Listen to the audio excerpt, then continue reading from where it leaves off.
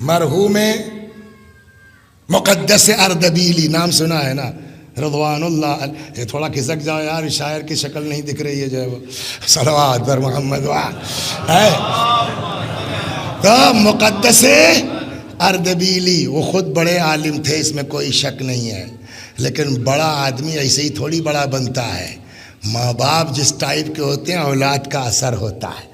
تو مقدس اردبیلی کے باپ کا حال سن لیجئے، بس مجلس تمام۔ ان کے والد کا نام تھا ابو ذر، رہنے والے تھے کہاں کے؟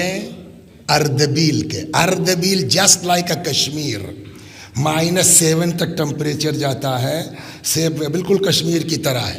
جو لوگ کشمیر گئے ہیں انہوں نے دیکھا ہوگا، میں نے تو دیکھا ہے کہ کشمیر میں سینچائی کے لیے بھی جو نالیوں سے پانی آتا ہے نا، وہ بھی اتنا شفاف ہوتا ہے جیسے لگتا ہے منرل واٹر۔ تو یہ ابو ذر صاحب مقدس صاحب کے والد، شادی ہو گئی تمہاری؟ نہیں ہوئی؟ ہو گئی انشاءاللہ جو ہے الحمدللہ۔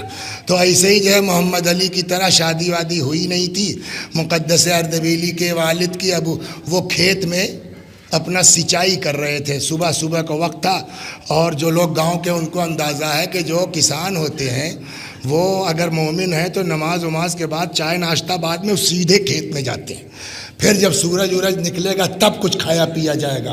تو یہ بیچارے اپنا کھیت میں چلے گئے، سینچائی کر رہے تھے، نالی سے پانی آ رہا تھا کہ بھوکے تو تھے ہی، ناشتہ کیا نہیں تھا، تب تک دیکھا ایک سیب بہتا ہوا آ گیا۔ ابو ذر صاحب نے وہ سیب کھا لیا، کھانے کو تو کھا گئے، بھوک لگی تھی، لیکن اسی کا نام ہے تقویٰ۔ لاکھ بھوک لگی تھی، تم کو کیا حق تھا کسی کی چیز بغیر اجازت کھانے کے؟ اب وہ نالی پکڑے پکڑے چلے آ رہی ہے، او اچھا او فلانے چاہ کے یہ دیکھو یہ ڈال نکلی، یہ ٹوٹ کے آیا ہے۔ دروازہ کھٹکھٹایا، کیا ہے؟ کہنے لگے صاحب وہ آپ کے باغ سے ایک پھل ٹوٹ کے چلا گیا تھا، میں نے کھا لیا۔ تو پہلے تو انہوں نے کوئی اہمیت ہی نہیں تھا، یار چلا گیا کھا لیا، ٹھیک ہے چلو۔ کہ نہیں صاحب جو ہے وہ کسی کا حق، کہ جاؤ معاف کیا۔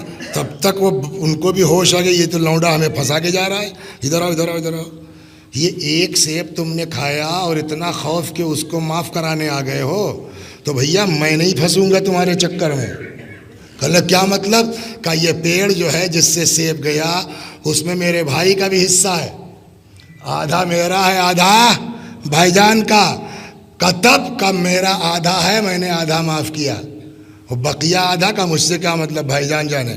کہ بھائی جان کہاں رہتے ہیں؟ کہ وہ نجف میں عالم تھے۔ کہنے ٹھیک ہے ایڈریس بتا دیجئے میں جاؤں گا۔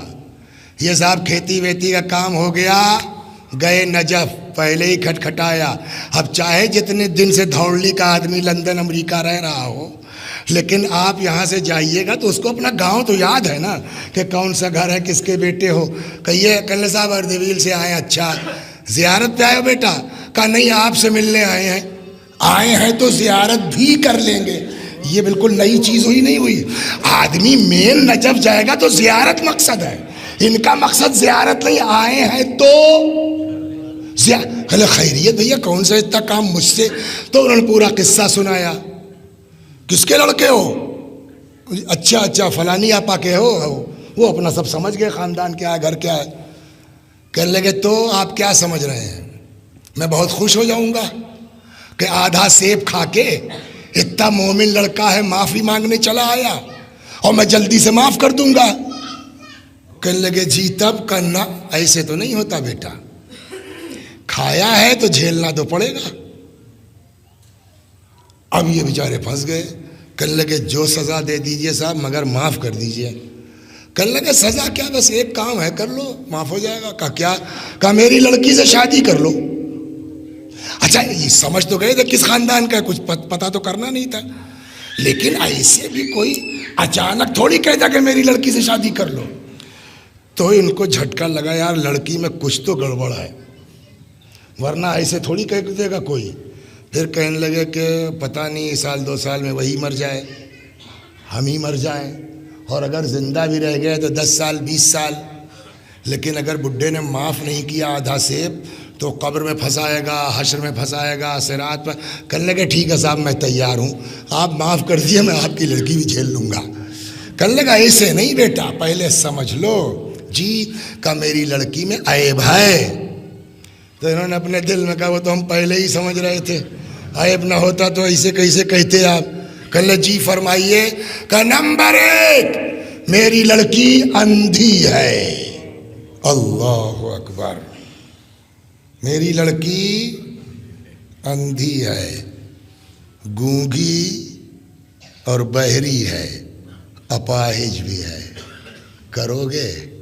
ایک جھٹکا لگا, یار ایسا کیسے؟ لیکن پھر وہی خوف الہی حق. کہنے لگے یار جو ہے اگر بڈھے نے معاف نہیں کیا یہ تو چلو 10-20 سال بعد ختم ہو جائے گا, مگر وہ تو قبر سے لے کے پتہ نہیں جب تک شفاعت نہیں ہوگی. اور روایت کہتی ہے کہ بعض 300 سال کے بعد شفاعت ہوگی. تو وہ تو 300 سال کون جھیلے گا یار, اگر شفاعت بھی ہو گئی یہ تو 10-20 سال کا. کہنے ٹھیک ہے صاحب ہم تیار ہیں, آپ کر دیجئے شادی. سمجھ لو کہاں صاحب سمجھ لیا. شادی ہو گئی, مجلس ختم ہو گئی, شادی ہو گئی, بیوی آ گئی. اب جو دیکھا انہوں نے ایسی خوبصورت بہو تو پورے دھوڑلی میں کسی کیا نہیں آئی ہوگی. تو ان کو خود شک ہوا کہ وہ لگتا ہے مول صاحب جو ہے وہ امتحان لے رہے تھے. 2 لڑکیاں رہی ہوں گی, دیکھا کہ نہیں یہ واقعی معافی چاہتا ہے تو ڈھنگ والی سے کر دیا. تو بیوی سے کہنے لگے کہ تمہارے کہلے میں اکیلی ہوں اپنے ماں باپ کی. اکیلی ہو؟ کہاں. کہلے تمہارے ابا تو. کہلے تم ہمارے ابا کی بات ہی نہیں سمجھے ہو. میرے ابا نے کیا کہا؟ کہا تمہارے باپ کہہ رہا تھا اندھی ہے. کہا میرے باپ نے صحیح کہا, تم نہیں سمجھے. کیا مطلب؟ کہا میں اندھی ہوں نامحرم کے لیے. مجلس تمام. میں اندھی ہوں نامحرم کے لیے, گونگی اور بہری ہوں, نہ کسی کی برائی کرتی ہوں نہ کسی کی برائی سنتی ہوں, اپاہج ہوں, خلاف شریعت گھر سے قدم باہر. جب میرے باپ نے یہ ایمان دیکھا تو میرا باپ ٹینشن میں آ گیا. ایسی لڑکی کے لیے کہاں سے رشتہ لائیں؟ ان سے کہیں گے, ان سے کہیں گے, ان سے کہیں گے بھائی کوئی رشتہ بتاؤ, تو اپنے ہی جیسا تو بتائے گا آدمی, پتہ نہیں کیا نکلے. تو میرے بابا میرے رشتے کو لے کے بہت پریشان ہوئے. جب کچھ سمجھ میں نہیں آیا تو مولا کے حرم میں چلے گئے. ظریف پکڑ کے کہا مولا اتنی مومنہ لڑکی میں کہاں سے ڈھونڈ کے لاؤں اس کے لیے؟ مولا آپ ہی انتظام کر سکتے ہیں, میری بیٹی کے لیے رشتہ آپ دیجئے. اور جب تم نے آ کے کہا آدھا سیب, بابا سمجھ گئے کہ تم نے سیب نہیں کھایا ہے, میرے باپ کی دعا قبول ہوئی ہے, مولا نے رشتہ بھیجا ہے. صلوات بر محمد. بس